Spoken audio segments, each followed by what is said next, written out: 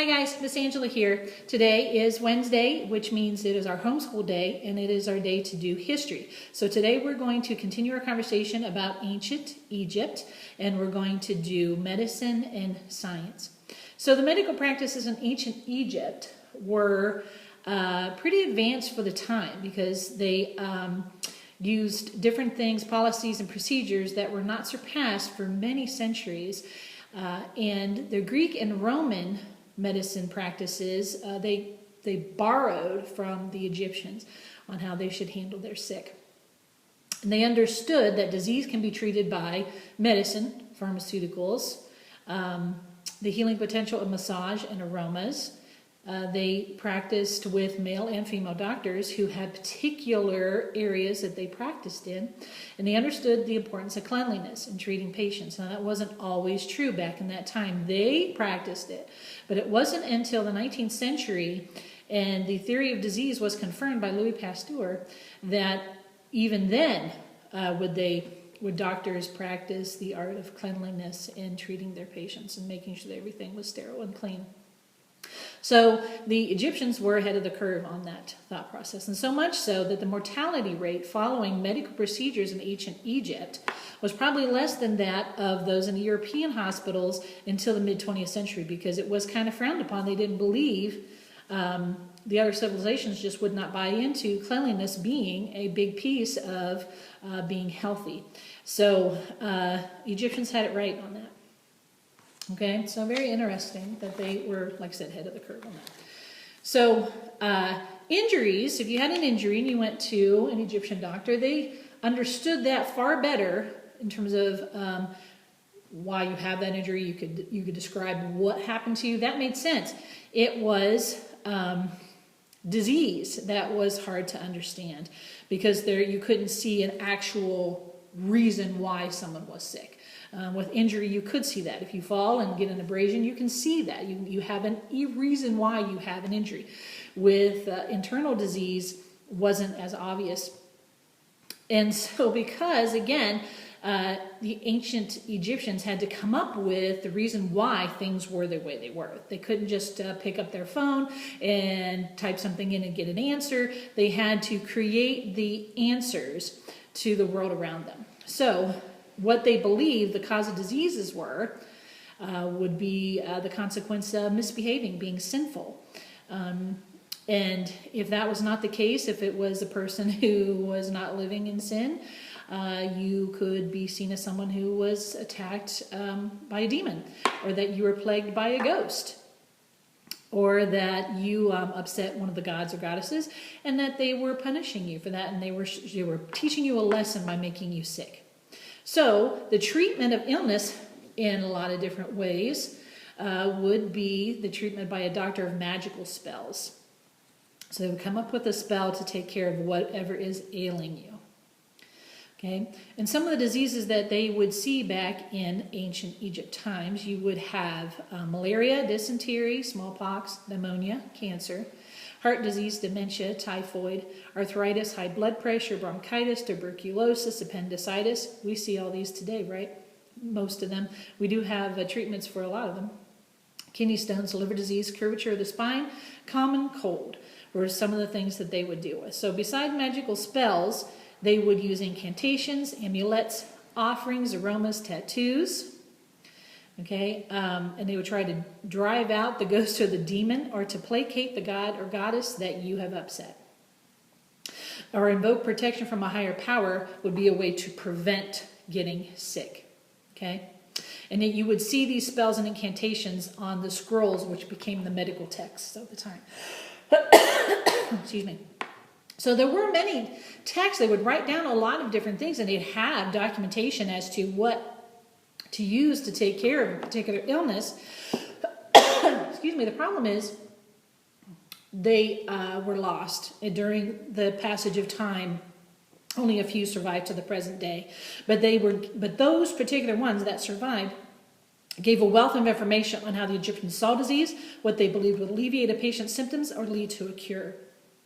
Okay, but in anything that they would use forms of medicine, which we'll talk about here in a minute, They all kind of reverted back to the magical aspect of it, magical spells to be able to take care of someone. Okay, so like I said before, physicians could be male or female. And the first physician, the first person they identified as a physician was Imhotep. And he also was known for designing the pyramid steps of Doji.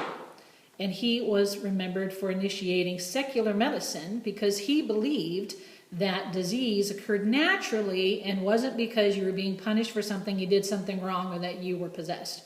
So he kind of was ahead of the curve on that as well. So very interesting that he saw medicine and illness for what it was, that you don't get sick just because you did something wrong. Okay. So the belief in magic was deeply ingrained into the Egyptian culture, and so that's how it popped up in medicine. And so again, you would go back to the gods and goddesses as a way to get help. So Heka was considered the god of magic, and they would pray to that particular god. But there are also other gods. Sekhmet, Serket, Sobek were also considered deities that you could pray to find relief from your illnesses. And these priests of these gods and goddesses were considered doctors. Okay, so along with the spells and incantations, they would use these, but they would also use different things, natural things that they could find in their area, where it was, what was in their around them, like herbs and spices, different things that were growing in the area, to figure out how to give someone relief, give them a cure, or relief from what they were dealing with. So some of them, they would come up with antacids, copper, salts, turpentine, alum, astringents, laxatives, sedatives, calcium carbonates, and magnesia. And they also used a lot of different herbs.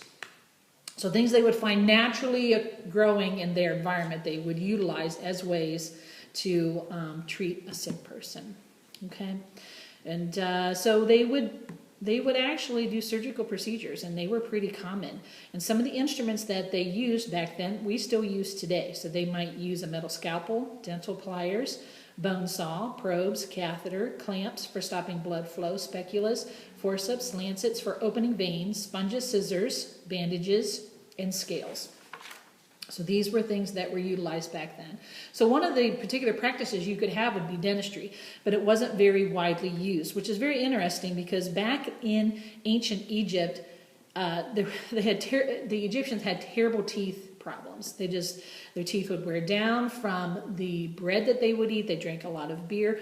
So they suffered with a lot of terrible problems with teeth. So it was interesting that dentistry was not very widely established or used during that time. You would think it would, given that they had so many teeth problems, but they did not expand that particular area of medicine.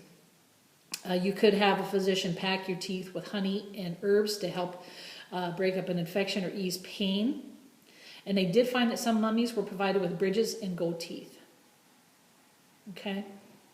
So some of the other things that you might find that you would use back in that time to take care of particular ailments, and like I said, herbs and different things. So for asthma, they might give you honey and milk, sesame and frankincense. Headaches, you might get a poppy seed and aloe.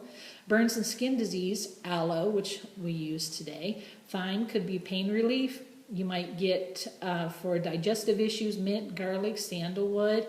You might use a mint for a breath freshener. Again, we kind of use that today. If you have chest pains, you might be given mustard seeds, aloe, and juniper. Dressing a wound, they might put honey on there, and it was a natural antibiotic. Laxatives could be onions, parsley, apples, and dill. In vomiting, you might be given mint to stop it, mustard seed to induce it, to get you going. So just basic facts about medicine of the time.